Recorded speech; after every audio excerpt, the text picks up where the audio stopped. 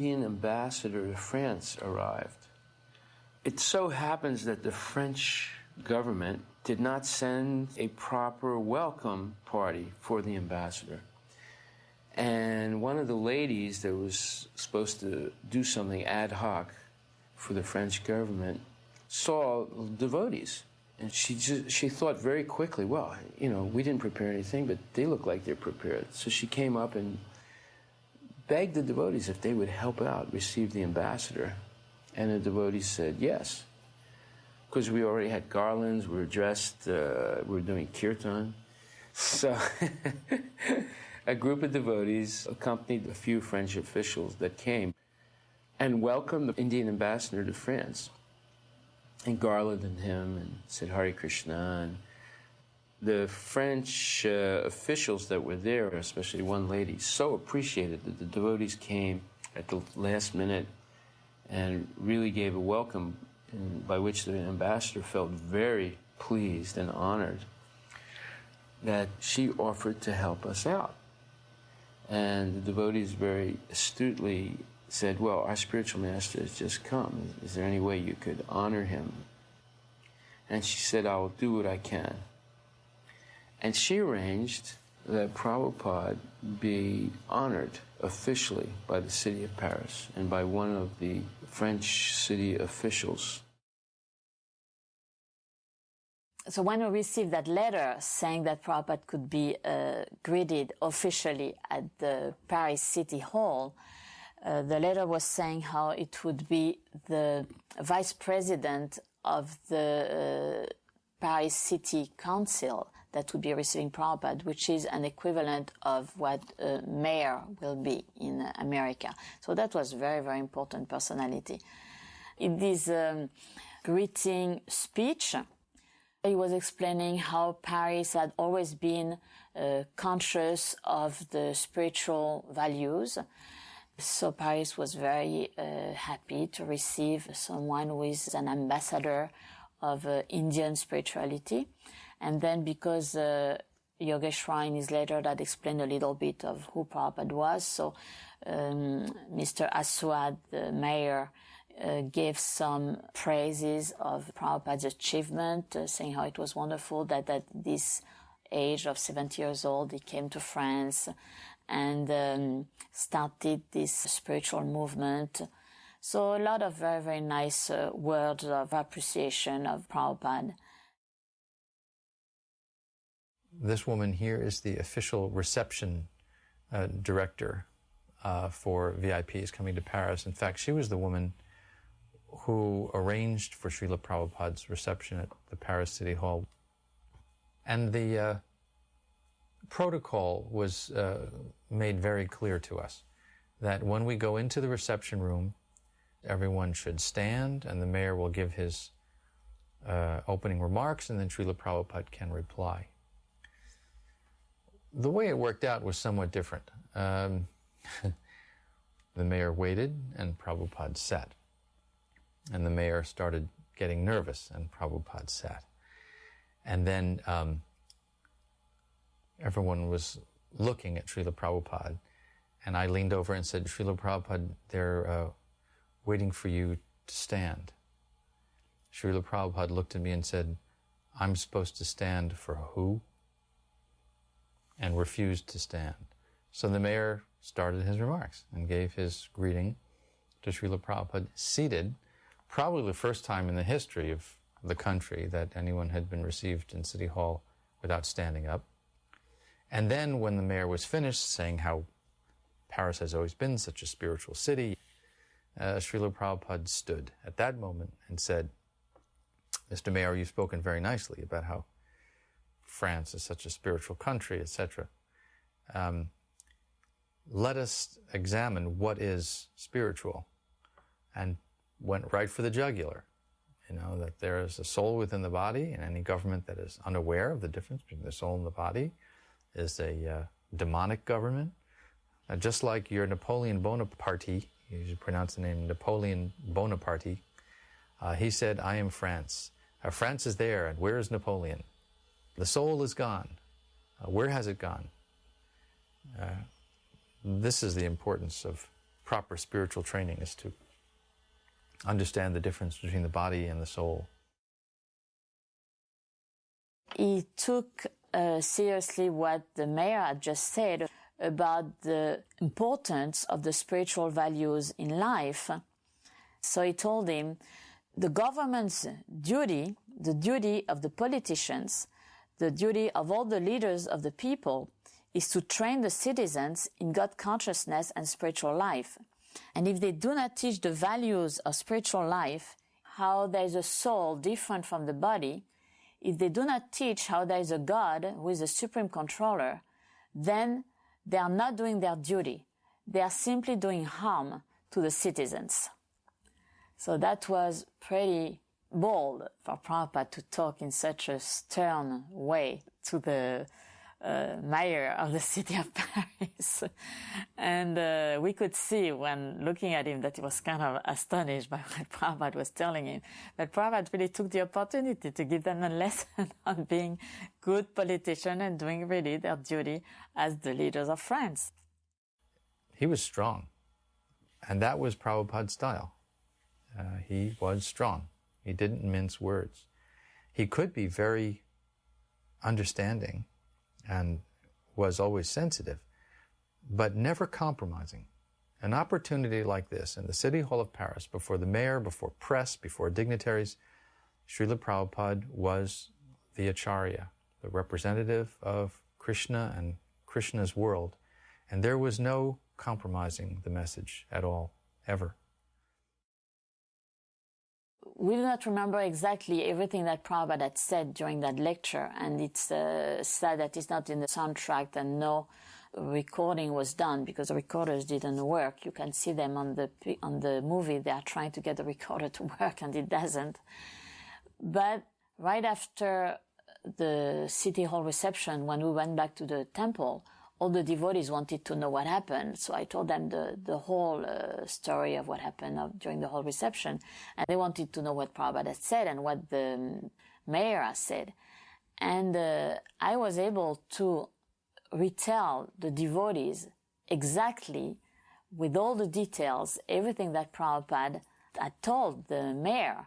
And the reason was that when Prabhupada would talk, he talked always in such a perfectly structured way that it was extremely easy then to reconstruct the whole lecture, even though it was something like maybe a 15 minutes talk, 20 minutes talk, because the points were really following each other in a very logical order.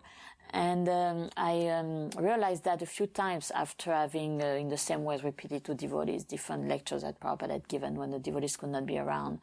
And I was always amazed by that, of how Prabhupada was able to speak so concise, so precise, so perfectly structured.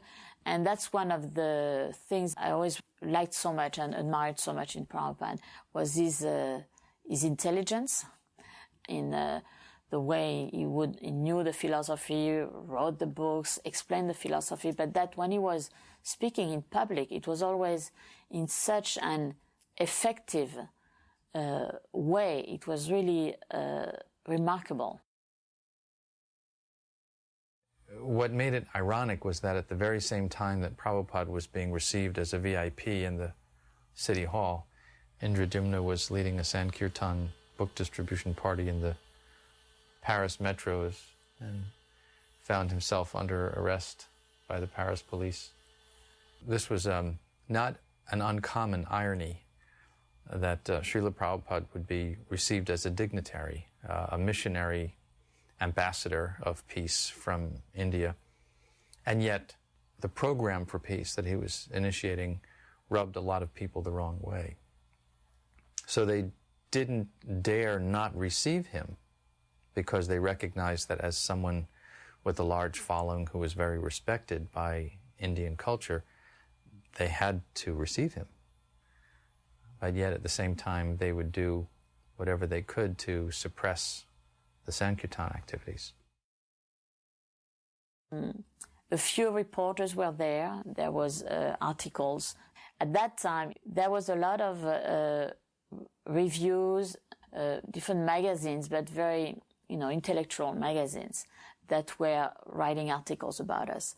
And most of the time, this magazine, that was very nice what they were saying about us.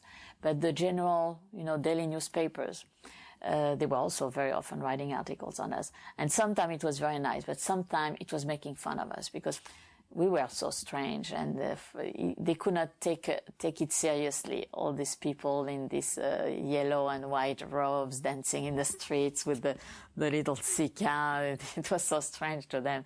And they would call them the fous de Dieu, which means people were mad for God, because they would see us chanting, our arm raised and so ecstatic and so happy and smiling. So for them, we were the fous de Dieu, people completely mad after God. Even though they were sometimes making fun of us, it was nice and kind. So it was not bad. It was not like much later on when we had these anti-cult groups. Then that was very, very bad and nasty, but not at that period. So right after the official greeting, then we went with everybody at the room where we had prepared all the prasadam.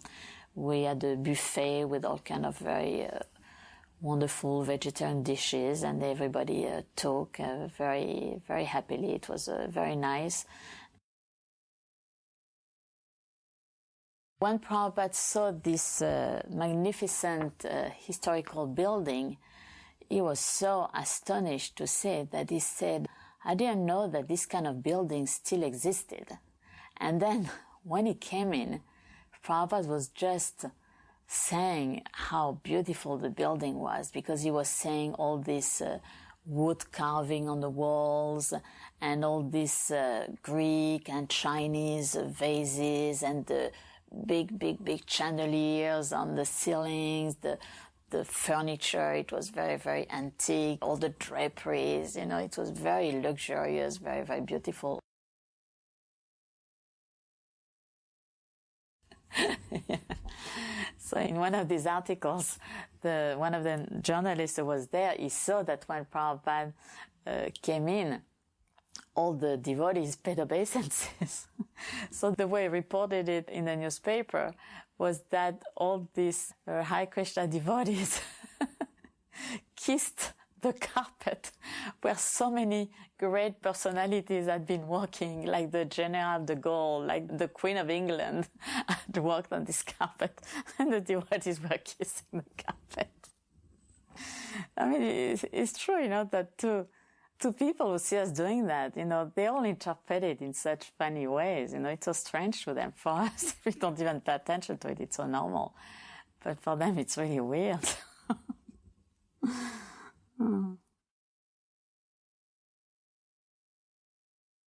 The brilliance and genius of Srila Prabhupada's mission was that he started off in such a humble way and always made himself accessible to people on all levels, so that moments like this in official government receptions or other elegant environments in no way should be interpreted as an aloofness or a sense of elitism on his part. They were nice to-dos when they could be arranged. It brought a certain notoriety or cachet to a visit. The really significant moments, however, were not receptions by fleeting politicians, but rather the in-depth philosophical meetings that Srila Prabhupada had, sometimes with very ordinary people. When I invited him to come, a Christian priest, I explained him about monotheism in India, and he was very astonished, because most people think that Indian religion is only polytheist. So when he heard that there was also monotheism, only the worship of one God, he was very, very pleased. And then I explained to him about how bhakti was the devotional part of the various schools of thoughts in India, and that it was so close to the Christian understanding of love of God. So he was very, very pleased. And when I invited him to come to Prabhupada, he said, yes, he wanted to come. And this time when Prabhupada talked with him, he had a very nice and sweet and gentle talk with him, and not the heavy talks that he had sometimes, like for example, when he was talking with the Cardinal Danielou. Then he talked also with a gentleman called Mr. Geoffroy. He was the founder of La Vie Claire, which means the clear life, the pure life, which was the first health food store, vegetarian health food store that we had in France. So this was a very, very wonderful personality. It was Prithu Putra made him come. And Prabhupada had a very long talk with him about eating